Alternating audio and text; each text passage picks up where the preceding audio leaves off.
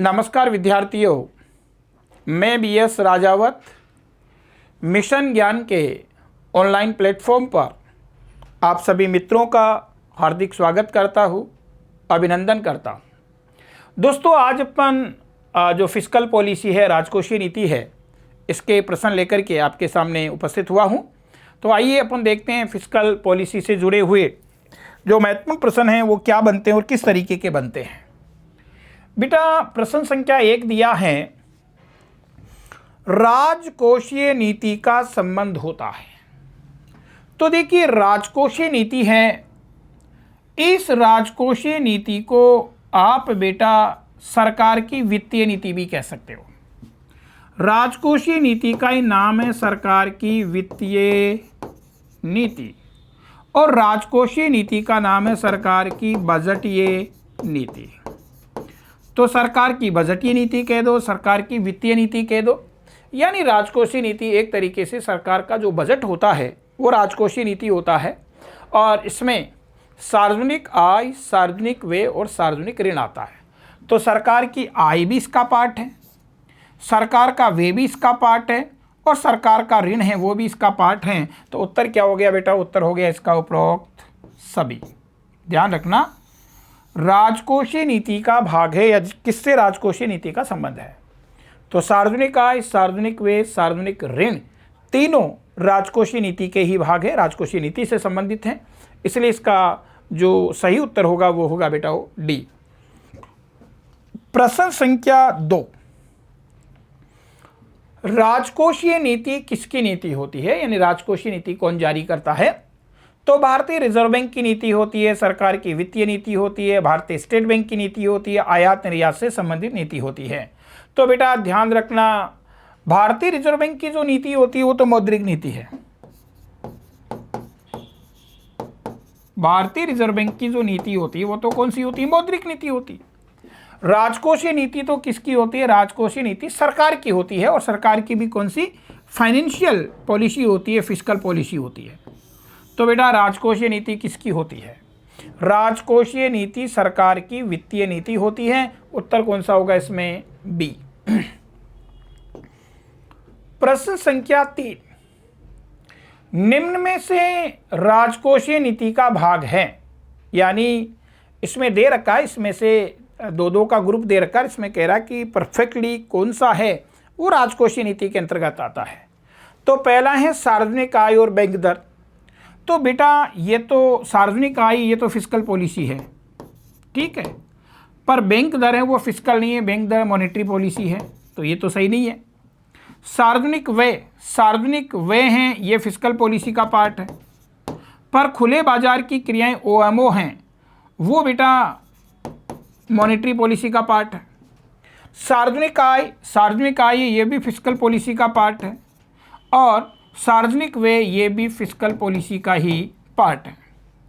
चौथा है सार्वजनिक ऋण है, ये फिस्कल पॉलिसी का पार्ट है, पर प्रत्यक्ष कार्रवाई डायरेक्ट एक्शन है, ये मॉनेटरी पॉलिसी का पार्ट है।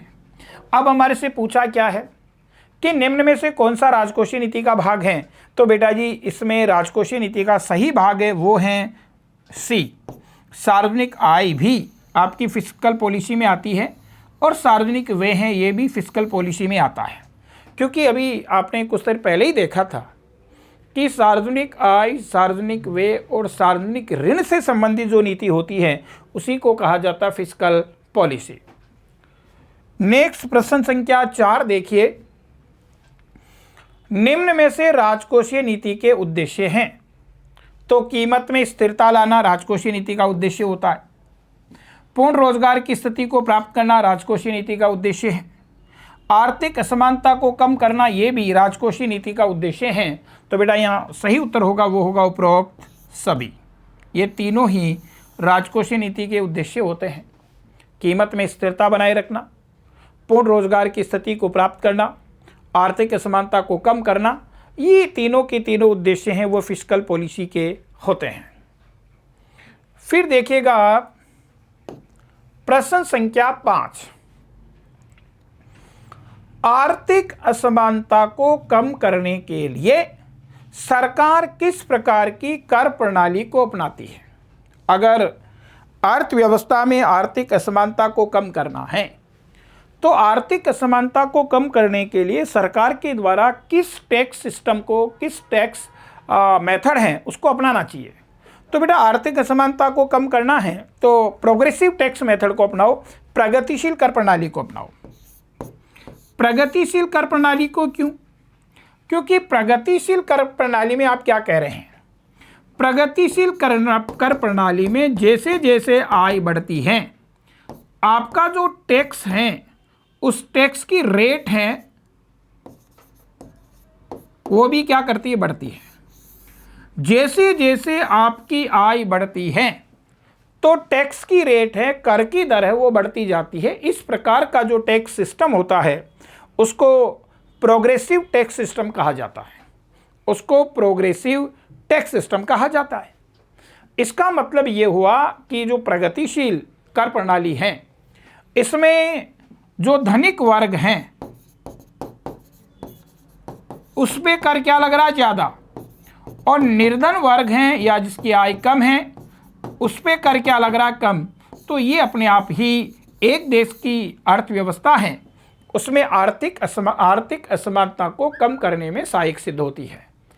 अगला प्रश्न संख्या 6 देखिए, निम्न में से कौन सा प्रत्यक्ष करों का उदाहरण है, कि इनमें से कौन सा है वो डायरेक्ट टैक्स का उदाहरण है। तो बेटा टैक्स आप देखें तो टैक्स मैंने 2 प्रकार के बताए, कर, मोटा मोटा एक आइडिया यहाँ दे दूं। कर 2 प्रकार के, एक तो कौन से हैं, प्रत्यक्ष, एक कौन से होते हैं, अप्रत्यक्ष। बेटा वो ध्यान रखना, प्रत्यक्ष करों के अगर उदाहरण आप देखें तो आयकर है, निगम कर है, संपत्ति कर है, धन पे वार्षिक कर है, धन पर वार्षिक कर है, उपहार कर है, वे कर हैं। ये सारे डायरेक्ट टैक्स के उदाहरण हैं। अप्रत्यक्ष करों में आप देखें तो अप्रत्यक्ष करों के मोटे मोटे उदाहरण आप देखें तो सीमा शुल्क है, उत्पादन शुल्क है, मोडवेट हैं, सेनवेट हैं,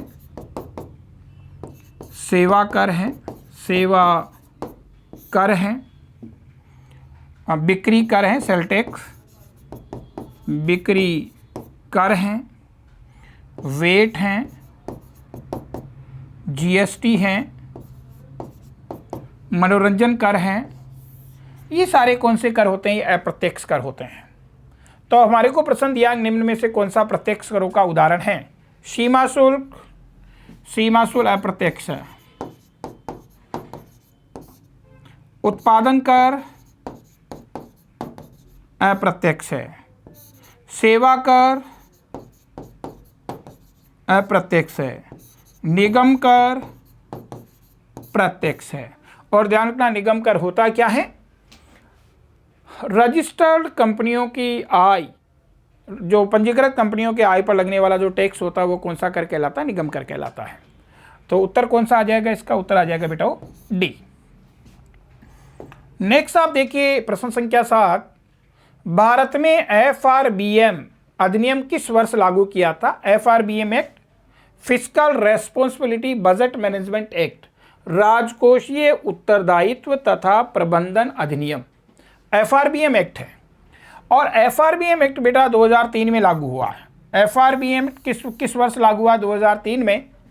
FRBM एक्ट है, इसका उद्देश्य क्या है, इसका उद्देश्य है राजकोषीय घाटे को कम करना, राजकोषीय घाटे को कम करना। ध्यान रखना, भारत के राजकोषीय घाटे को कम करने के लिए 2003 में सरकार के द्वारा FRBM एक्ट है वो लाया गया है, जिसको हिंदी में कहते हैं राजकोषीय उत्तरदायित्व एवं बजट प्रबंधन अधिनियम, और हिंदी में अंग्रेजी में इसको कहेंगे fiscal responsibility budget management act. Next प्रश्न संख्या 8 देखिए, संचित निधि का उल्लेख भारतीय संविधान के किस अनुच्छेद में है? तो बेटा आपको पता है 202 है, इसका संबंध तो राज्य बजट से है, राज्य बजट से संबंधित है। 266 है, इसका संबंध संचित निधि से है जिसमें सरकार का राजस्व इकट्ठा होता है। और 267 है, इसका संबंध आकस्मिक निधि से है, आकस्मिक निधि से है। तो देखिए ये प्रश्न दिया है कि 266 का संबंध किससे है, तो 266 का संबंध है वो संचित निधि से होता है। तो अगला आप देखिए प्रश्न संख्या 9, भारत सरकार को सर्वाधिक आय किस कर से प्राप्त होती है? तो बेटा सेंट्रल गवर्नमेंट को सबसे ज़्यादा रेवेन्यू जो जनरेट होता है वो जीएसटी से होता है अभी। तो ध्यान क्या प्रश्न हमारे से दिया है कि सेंट्रल गवर्नमेंट को सबसे ज़्यादा जो रेवेन्यू जनरेट होता है, सबसे ज़्यादा आय जो प्राप्त हो रही है वो किस कर से प्राप्त हो रही है? तो बेटा वस्तु एवं सेवा कर से प्राप्त हो रही है, जिसको आप शॉर्ट में कहते हैं GST, goods and service tax. Next है प्रश्न संख्या 10, भारत में केंद्र व राज्यों के बीच करों का बंटवारा किसकी सिफारिश पर किया जाता है? तो बेटा भारत में केंद्र और राज्यों के बीच में करों का जो बंटवारा होता है, वित्त का जो निर्धारण होता है वो वित्त आयोग की सिफारिश पे होता है। किसके? वित्त आयोग की सिफारिश पे केंद्र और राज्यों के बीच में करों का बंटवारा और कर राशि का वितरण है वो किया जाता है। दोस्तों ऐसा क्यों? देखिए दोस्तों, हमारे भारत में संघात्मक शासन व्यवस्था को अपनाया गया है और संघात्मक शासन व्यवस्था ऐसी व्यवस्था होती है जिसमें संविधान के द्वारा केंद्र और राज्यों के बीच शक्तियों का बंटवारा होता है। केंद्र की अलग शक्तियां होती है, राज्यों की अलग शक्तियां होती है, केंद्र का अलग काम होता है, राज्यों का अलग काम होता है। केंद्र को अलग वित्त की ज़रूरत होती है, राज्यों को अलग वित्त की ज़रूरत होती है। इसलिए हमारे संविधान में केंद्र सरकार को भी वित्तीय स्रोत प्रदान किए गए हैं और राज्य सरकारों को भी वित्तीय स्रोत प्रदान किए गए हैं।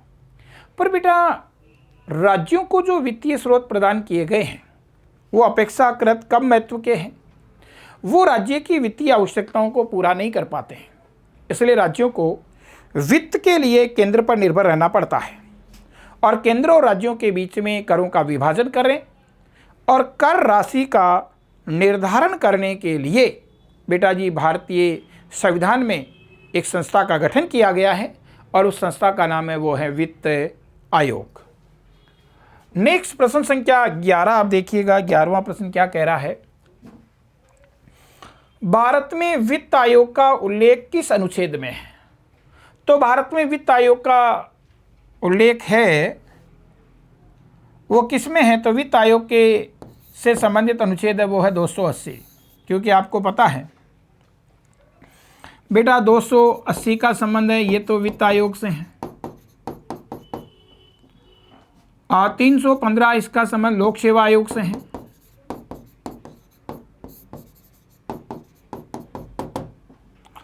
अनुच्छेद 360 है, इसका संबंध वित्तीय आपात से है, वित्तीय आपात या वित्तीय संकट से है।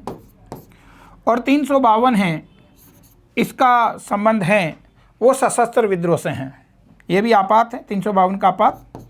और ये कब लगाया जाता है? जब सशस्त्र विद्रोह हो जाता है, सशस्त्र विद्रोह हो जाता है। तो बेटा ये हमारे से तो प्रश्न पूछा है कि वित्त आयोग का उल्लेख किस अनुच्छेद में है? तो अनुच्छेद 280 में वित्त आयोग का उल्लेख है वो किया गया है। फिर है भारत में आज तक कितने वित्त आयोग गठित हो चुके हैं? वित्त आयोग गठित हो चुके हैं। तो बेटा भारत में आज तक 15 वित्त आयोग गठित हो चुके हैं। भारत में आज तक 15 वित्त आयोग गठित हो चुके हैं। 15वां वित्त आयोग है, इसका गठन 2017 में हुआ था और इसकी सिफारिशें हैं या इसका कालखंड है वो 2020 से 2025 तक है। ठीक है साहब। भारत में आज तक कितने वित्त आयोग गठित हो चुके हैं? भारत में आज तक 15 वित्त आयोग गठित हो चुके हैं। 15वें वित्त आयोग का गठन है 2017 में हुआ था और इस वित्त आयोग का कालखंड है वो बेटा जी 2020 से 2025 तक है। इस वित्त आयोग की सिफारिशें हैं वो 2015 से 2020 तक प्रभावी रहेगी। फिर है प्रश्न संख्या 13, भारत में 15वें वित्त आयोग के अध्यक्ष कौन हैं? तो बेटा भारत में 15वें वित्त आयोग के अध्यक्ष वो NK सिंह को बनाया गया है। भारत में 15वें वित्त आयोग के अध्यक्ष या कह दो वर्तमान समय में भारत के वित्त आयोग के अध्यक्ष कौन हैं?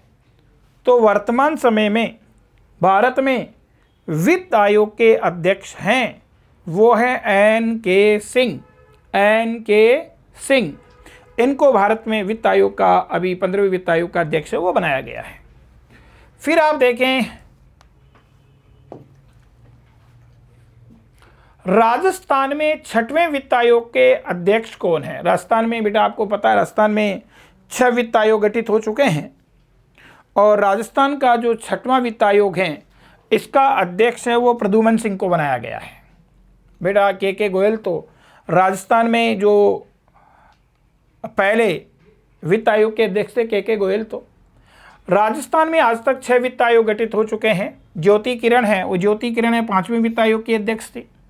और ध्यान रखना राजस्थान में अभी 6वां वित्त आयोग और 6वें वित्त आयोग के अध्यक्ष है प्रद्युमन सिंह। तो 6वें वित्त आयोग के अध्यक्ष कौन है? 6वें वित्त आयोग के अध्यक्ष प्रद्युमन सिंह को बनाया गया है। नेक्स्ट है प्रश्न संख्या 15, राष्ट्रीय वित्त आयोग का गठन किसके द्वारा किया जाता है? यानी जो केंद्रीय वित्त आयोग हैं, भारत का जो केंद्रीय वित्त आयोग है इसका गठन किसके द्वारा किया जाता है? तो बेटा वो भारत का जो केंद्रीय वित्त आयोग है इसका गठन है राष्ट्रपति के द्वारा किया जाता है 5 वर्षों के लिए। वित्त आयोग का गठन कौन करता है? वित्त आयोग का गठन राष्ट्रपति करता है। किस अनुच्छेद के तहत करता? 280 के तहत करता है। कितने वर्ष के लिए करता है? 5 वर्ष के लिए करता है। कितने वर्ष के लिए करता है? 5 वर्ष के लिए करता है। और कितने वित्त आयोग गठित हो चुके हैं? 15वां वित्त आयोग है वो गठित हो चुका है।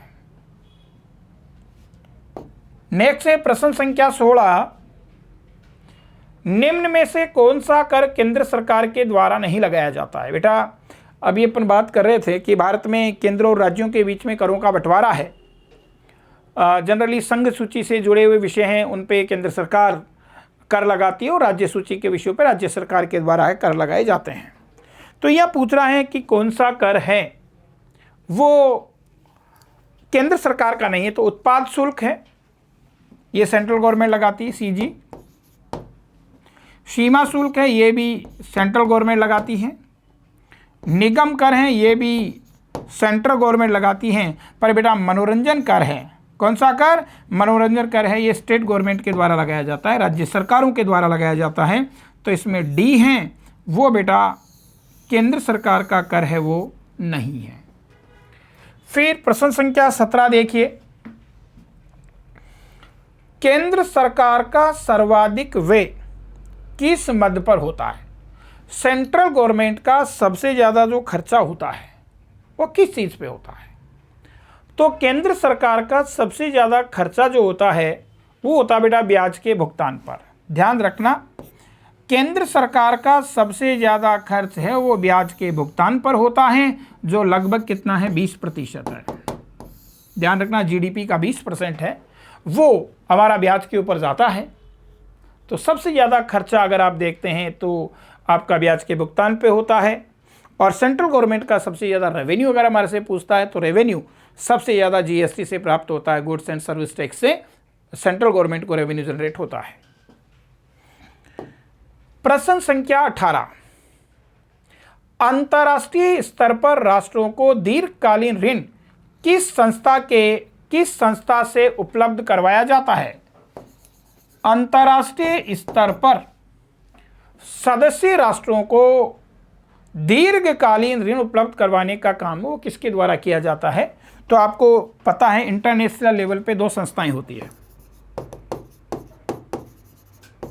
अंतर्राष्ट्रीय स्तर पर आप बात करें तो अंतर्राष्ट्रीय स्तर पे 2 संस्थाएं, एक तो है IBRD,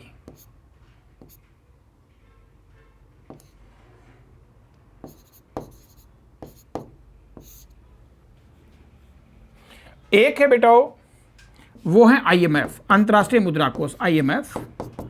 IBRD इसको WBB कह दो, वर्ल्ड बैंक भी कह सकते हैं, वर्ल्ड बैंक का ही तो नाम होता है ये IBRD। बेटा बात ये कह रहे हैं कि दो संस्थाएं हैं। जो IBRD है ये तो सदस्य राष्ट्रों को दीर्घकालीन ऋण उपलब्ध करवाने का काम करता है, दीर्घकालीन ऋण, और दीर्घकालीन ऋण है वो दिया जाता है वर्ल्ड बैंक के द्वारा सदस्य राष्ट्रों को। और अंतर्राष्ट्रीय मुद्रा कोष है ये सदस्य राष्ट्रों को बेटा अल्पकालीन ऋण उपलब्ध करवाने का काम है वो IMF के द्वारा किया जाता है। तो प्रश्न आपसे पूछ रहा है कि अंतर्राष्ट्रीय स्तर पर राष्ट्रों को दीर्घकालीन ऋण किस संस्था से उपलब्ध करवाया जाता है। तो बेटा जी जो दीर्घकालीन ऋण उपलब्ध करवाया जाता है वो विश्व बैंक है, IBRD है। तो उत्तर कौन सा हो जाएगा, IBRD। उत्तर हो गया इसका A। प्रश्न संख्या 19, पंजीकृत कंपनियों की आय पर लगने वाला कर होता है। तो अपन बार बार बात कर रहे हैं, पंजीकृत कंपनियों की आय पे जो कर लगता है वो कौन सा कर है, निगम कर। बेटा वो ध्यान रखना, निगम कर आयकर का ही एक रूप है, निगम कर आयकर का ही एक रूप है। बस अंतर केवल इतना सा है कि व्यक्ति की इनकम पर अगर लगता है तो ये व्यक्तिगत आयकर हैं, और पंजीकृत कंपनियों की इनकम के ऊपर लगता है तो इसको बेटा जी क्या कहा जाता है, इसको निगम कर कहा जाता है। तो देखिए आप देखें बेटा कर है ना, खास करके इनकम पे, तो व्यक्ति की पे लगता है, व्यक्ति की इनकम पे लगता है वो तो व्यक्तिगत आयकर है, और यदि कंपनी की इनकम पे लगता है तो वो कौन सा है, वो निगम कर है। तो निगम कर क्या है, पंजीकृत कंपनियों की आय पर लगने वाला कर है, वो कौन सा कर होता है, वो निगम कर होता है। प्रश्न संख्या 19।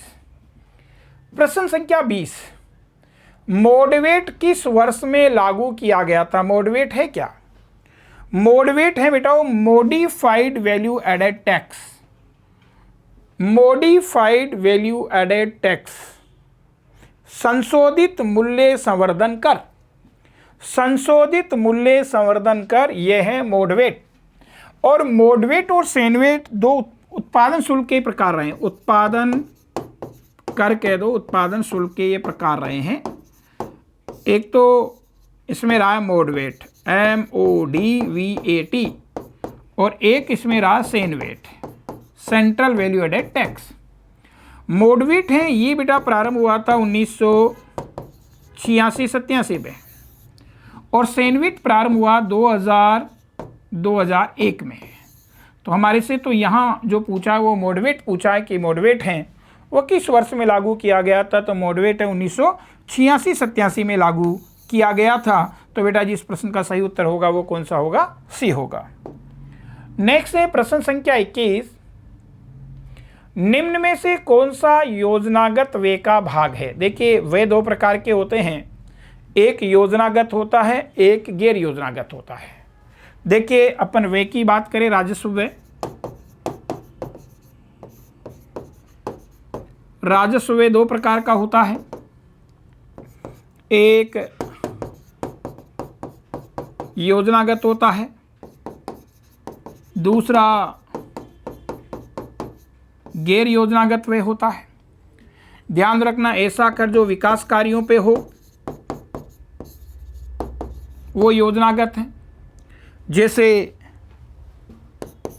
शिक्षा, स्वास्थ्य, पेयजल, 5 ईयर प्लान, मनरेगा, ये सारे कौन से योजनागत व्यय हैं। ऐसा खर्च जो बेटा जिनके लिए सरकार की प्लानिंग हो या नहीं हो सरकार को करना ही पड़ता है, इनको वचनबद्ध खर्च कहते हैं, वचनबद्ध खर्च कहते हैं। इन खर्चों में आप देखें तो जैसे कर्मचारियों का वेतन और पेंशन आता है, नंबर 2 ब्याज भुगतान आता है, ब्याज भुगतान आता है। नंबर 3 प्रतिरक्षा खर्च आता है, प्रतिरक्षा खर्च आता है। नंबर 4 आर्थिक सेवाएं आती हैं। नंबर 5 सामाजिक सेवाएं आती हैं, सामाजिक सेवाएं भी इसी में आती हैं, जैसे बेरोजगार, जैसे वृद्धावस्था पेंशन, विकलांगता पेंशन, विधवा पेंशन। बेटा अनुदान सब्सिडी भी इसी में आती है, अनुदान। आपातकालीन खर्च है, जैसे युद्ध है, भूकंप है, महामारी, प्लेग है, इस दौरान होने वाला खर्चा है, वो भी बेटा गैर योजनागत व्यय में आता है। तो प्रश्न आपसे पूछा है कि निम्न में से कौन सा योजनागत व्यय का भाग है, तो ब्याज का भुगतान है, गैर योजनागत है, गैर योजनागत। वेतन व पेंशन ये भी गैर योजनागत है, गैर योजनागत है। नरेगा पे खर्च ये योजनागत है, योजनागत है। अनुदान सब्सिडी पे खर्च ये भी गैर योजनागत है। तो बेटा हमारे से योजनागत पूछा है, तो योजनागत कौन सा हो जाएगा इसमें? सी। तो इस प्रश्न का सही उत्तर होगा वो कौन सा होगा? इस प्रश्न का सही उत्तर सी होगा। नेक्स्ट आप देखें, निम्न में से कौन सी गैर कर राजस्व की मद नहीं है?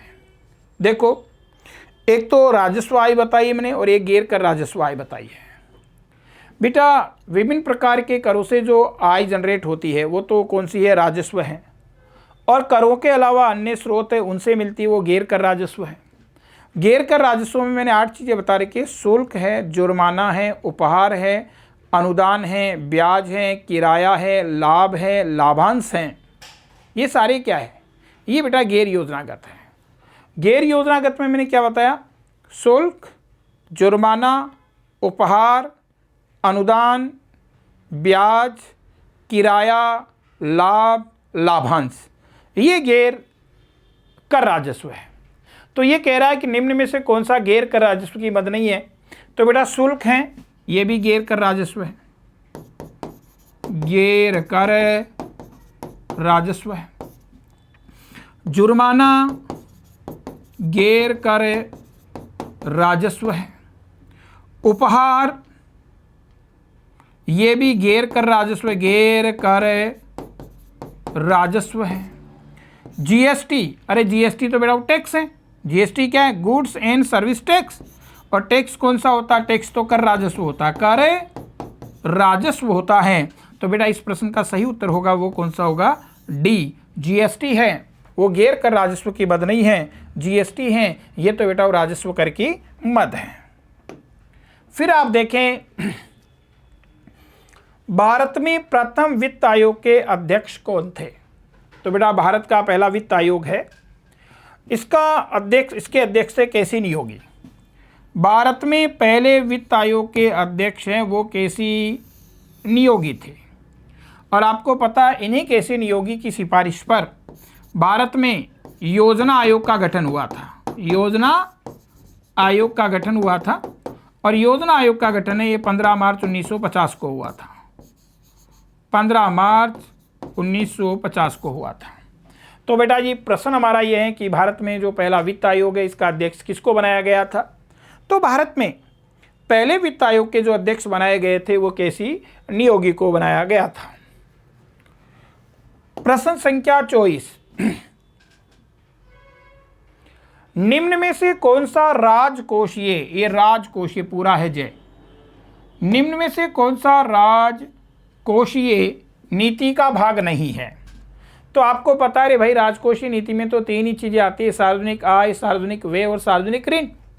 तो सार्वजनिक आय है ये राजकोषीय नीति का भाग है, सार्वजनिक व्यय है ये भी राजकोषीय नीति का भाग है, सार्वजनिक ऋण है ये भी राजकोषीय नीति का भाग है। पर साख की राशनिंग आप देखें तो देखिए ये आपकी फिस्कल पॉलिसी का पार्ट है, ये आपकी फिस्कल पॉलिसी का पार्ट है, ये आपका फिस्कल पॉलिसी का पार्ट है। पर साख की राशनिंग है ये बेटा फिस्कल पॉलिसी का पार्ट नहीं है, मॉनेटरी पॉलिसी का पार्ट है। और मॉनेटरी पॉलिसी में भी आप देखें तो ये मौद्रिक नीति का गुणात्मक माप है। क्योंकि मौद्रिक नीति के गुणात्मक माप में आपको याद आ रहे हो तो मार्जिन परिवर्तन, साख की राशनिंग, नैतिक दबाव और प्रत्यक्ष कार्रवाई आते हैं। तो ये साख की राशनिंग है और साख की राशनिंग बेटा वो राजकोषीय नीति का पार्ट नहीं है, ये तो मौद्रिक नीति का पार्ट है। तो उत्तर कौन सा हो जाएगा? यहाँ उत्तर हो जाएगा डी। नेक्स्ट आप देखिएगा प्रश्न संख्या 25 कि भारत पर सर्वाधिक बाह्य ऋण किस विदेशी मुद्रा के रूप में है? तो बेटा भारत पर सबसे ज़्यादा जो विदेशी ऋण है, बाह्य ऋण है, वो अमेरिकन डॉलर के रूप में है। ध्यान रखना डॉलर के रूप में, और डॉलर भी कौन सा? American dollar. अमेरिकन डॉलर के रूप में है जो भारत के कुल बाह्य ऋण का नियर अबाउट 60% है। ध्यान रखना भारत पर सबसे ज़्यादा जो बाह्य ऋण है वो किस विदेशी मुद्रा के रूप में है? तो भारत में सबसे ज़्यादा बाह्य ऋण है वो अमेरिकन डॉलर के रूप में है, जो भारत के कुल बाह्य ऋण का राउंड फिगर में मैं बात करूं तो नियर अबाउट 60% है। 60% हमारा जो बाह्य ऋण है वो अमेरिकन डॉलर के रूप में ही हमारे को मिला हुआ है। तो देखिएगा बेटा जी, ये अपन ने राजकोषीय नीति से जुड़े हुए जो प्रश्न हैं, महत्वपूर्ण प्रश्न हैं, उनको अपने कवर करने का प्रयास किया है।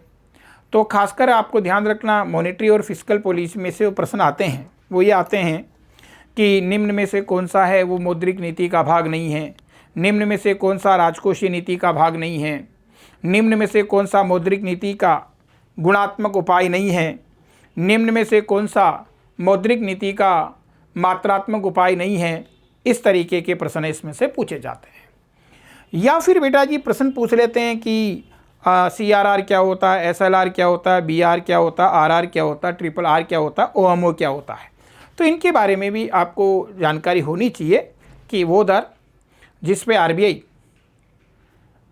वो दर जिस पे व्यापारिक बैंकों को अपनी जमाओं का निश्चित भाग RBI के पास रखना होता है वो CRR है। वो दर या वो व्यापारिक बैंकों को अपनी जमाओं का जो भाग अपने पास रखना होता है वो SLR है। वो दर जिस पे RBI व्यापारिक बैंकों को दीर्घकालीन ऋण उपलब्ध करवाता है या उनके बिलों पे बट्टा करता है उसको बैंक दर कहते हैं, उसको बैंक रेट कहते हैं। फिर वो दर जिस पे RBI व्यापारिक बैंकों को अल्पकालीन ऋण उपलब्ध करवाता है उसको रेपो रेट कहते हैं। वो दर जिस पे RBI व्यापारिक बैंकों से अल्पकालीन ऋण लेता है उसको रिवर्स रेपो रेट कहते हैं। और RBI के द्वारा बाजार में प्रतिभूतियों को खरीदना और बेचना, ये बेटा क्या कहलाता है? वो OMO कहलाता है, ओपन मार्केट ऑपरेशन कहलाता है। तो यहीं पर देखिए अपने मौद्रिक नीति के प्रश्नों की चर्चा पिछली क्लास में कर ली थी। राजकोषीय नीति के प्रश्नों की चर्चा है वो हमने इस क्लास में की है। अगली क्लास में मैं फिर किसी नए टॉपिक के प्रश्नों के साथ आपसे मुलाकात करूंगा। आज के लिए बहुत बहुत आशीर्वाद, शुभकामनाएं, थैंक्स।